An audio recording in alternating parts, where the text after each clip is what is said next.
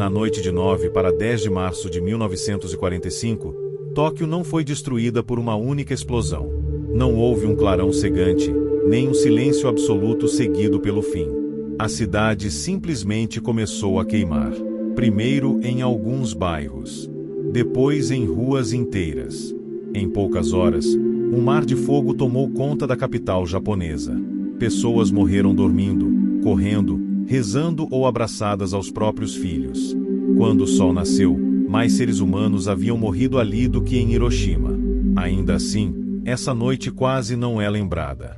Quando se fala da destruição do Japão na Segunda Guerra Mundial, a memória coletiva costuma saltar diretamente para as bombas atômicas.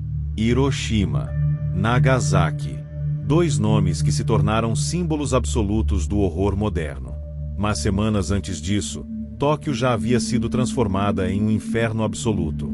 Não por uma arma revolucionária, mas por uma decisão estratégica consciente: queimar uma cidade inteira até o chão. Para entender como isso aconteceu, é preciso voltar ao início da campanha aérea americana contra o Japão e, principalmente, as frustrações que moldaram essa escolha. Desde 1944, os Estados Unidos apostavam nos bombardeiros B-29 Superfortress como a arma decisiva para encerrar a guerra no Pacífico. Eram aeronaves enormes, modernas, capazes de voar mais alto e mais longe do que qualquer bombardeiro anterior. A ideia era simples: ataques de precisão em grandes altitudes destruiriam fábricas, infraestrutura e centros industriais, forçando o Japão à rendição sem a necessidade de uma invasão terrestre. Na prática, nada funcionou como planejado. Os B-29 enfrentaram um inimigo invisível e devastador: os ventos de alta altitude sobre o Japão, que mais tarde ficariam conhecidos como jet stream. Bombas lançadas com precisão teórica erravam os alvos por quilômetros.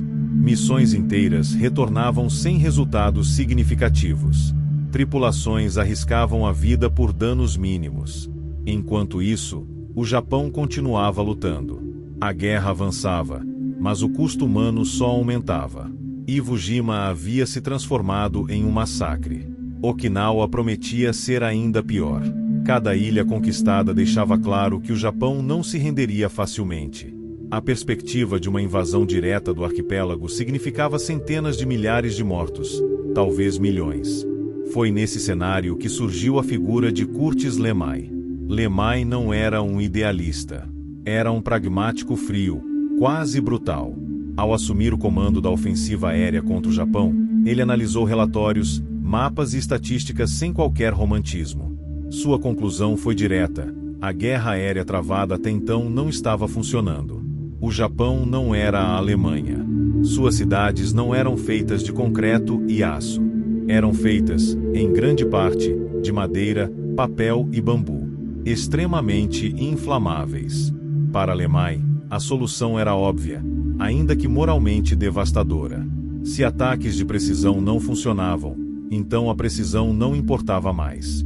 Ele ordenou uma mudança radical de doutrina. Os B-29 deixariam de voar em grandes altitudes. Voariam baixo, à noite, onde os ventos eram menores. Retirariam parte de suas metralhadoras defensivas para carregar mais bombas. E, principalmente, deixariam de usar bombas explosivas convencionais. O novo foco seriam bombas incendiárias. Não se tratava mais de destruir fábricas específicas. Tratava-se de destruir cidades. O alvo escolhido foi Tóquio. Não por acaso. A capital concentrava milhões de pessoas, bairros inteiros de casas de madeira, oficinas familiares que sustentavam a indústria de guerra e uma densidade urbana ideal para a propagação do fogo.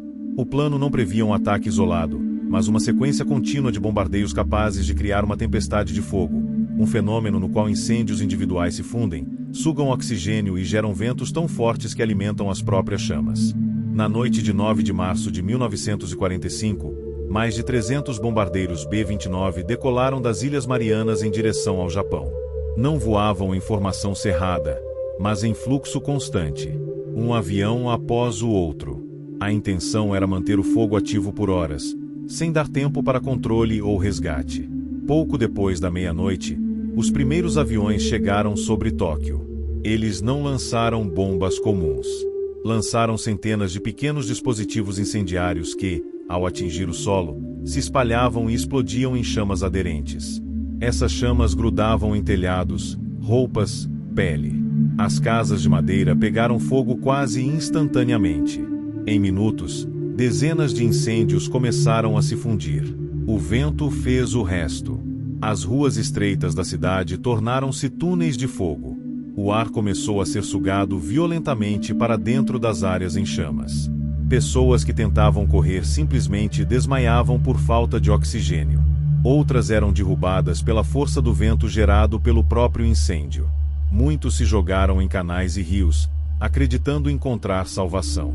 Em vários pontos, a água fervia ou estava saturada de óleo e destroços em chamas. Abrigos antiaéreos transformaram-se em armadilhas fatais. O fogo consumia o oxigênio, e quem estava dentro morria sufocado. Hospitais desapareceram sob as chamas. Crianças se perderam dos pais na fumaça negra que cobria o céu. Em algumas áreas, o calor era tão intenso que corpos eram encontrados sem sinais externos de queimadura, mortos apenas pela temperatura extrema. E os bombardeiros continuavam chegando. Durante horas, novas ondas despejaram bombas sobre a cidade. O incêndio tornou-se incontrolável. O céu ficou vermelho. A noite virou dia. Quando o sol começou a nascer, Tóquio não parecia mais uma cidade. Era um imenso campo de cinzas fumegantes. Mais de 40 quilômetros quadrados haviam sido destruídos. Estima-se que cerca de 100 mil pessoas morreram naquela única noite.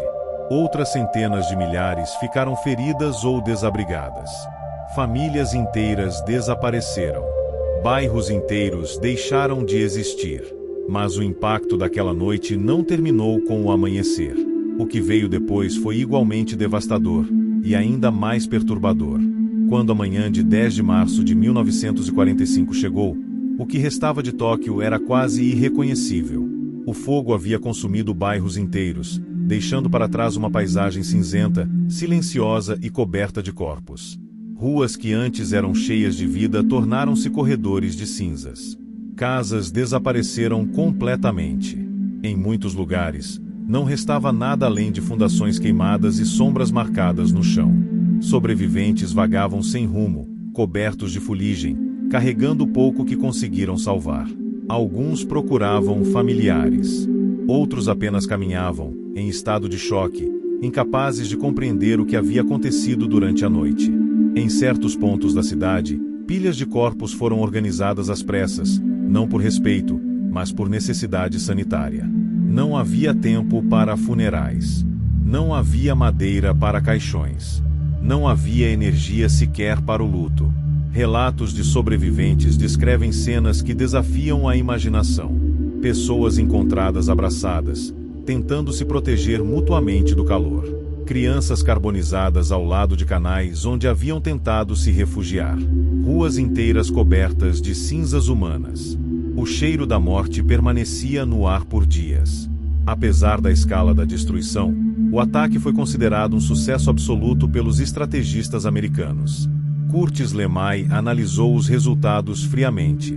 A missão havia alcançado exatamente o que ele pretendia: destruir uma grande área urbana, matar dezenas de milhares de pessoas e demonstrar que nenhuma cidade japonesa estava fora de alcance. Em termos militares, o ataque funcionou.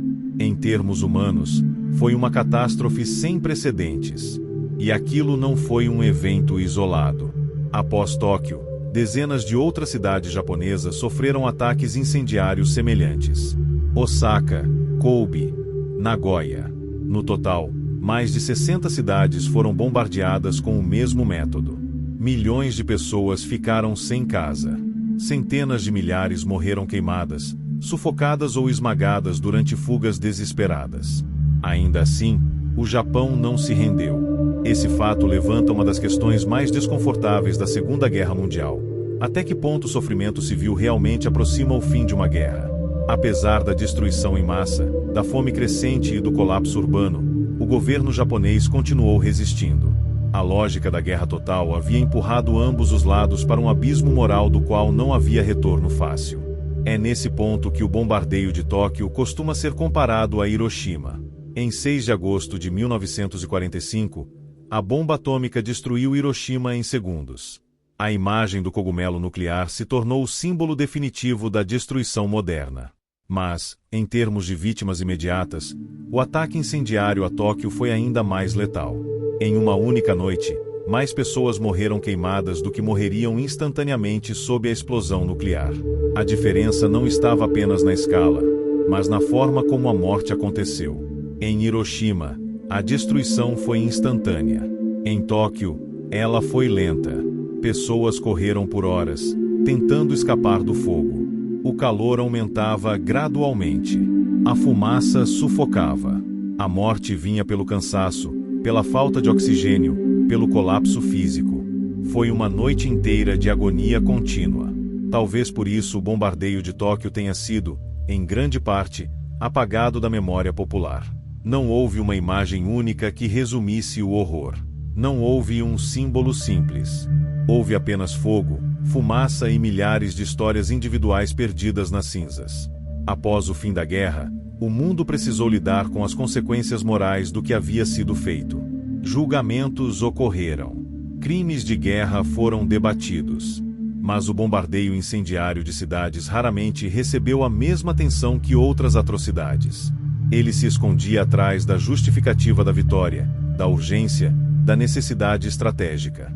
Hoje, em Tóquio, poucos monumentos lembram explicitamente a noite de 9 de março de 1945. A cidade foi reconstruída. Arranha-céus substituíram casas de madeira. Ruas modernas apagaram os caminhos do fogo. A vida seguiu em frente. Mas sob o asfalto e o concreto, repousa uma das maiores tragédias humanas da história. O bombardeio incendiário de Tóquio não foi um acidente. Não foi um erro. Foi uma decisão consciente, tomada por homens que acreditavam que o fim da guerra justificava qualquer meio. Ele mostra até onde a guerra total pode ir quando os civis deixam de ser pessoas e passam a ser alvos. Mais do que uma história militar, essa é uma história sobre limites, e sobre o que acontece quando eles são ultrapassados. Naquela noite, Tóquio queimou. E com ela, queimou também uma parte da ideia de que a guerra poderia ser travada sem destruir completamente a humanidade de quem a vive.